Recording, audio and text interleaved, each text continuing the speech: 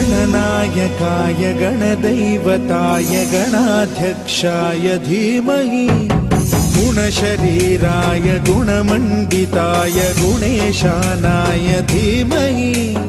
गुणातीताय गुणाधीशाय गुणप्रविष्टाय धीमहि एकदन्ताय वक्रतुण्डाय गौरीतनयाय धीमहि गजेशानाय भालचन्द्राय श्रीगणेशाय धीमहि एकदन्ताय वक्रतुण्डाय गौरीतनयाय धीमहि गजेशानाय भालचन्द्राय श्री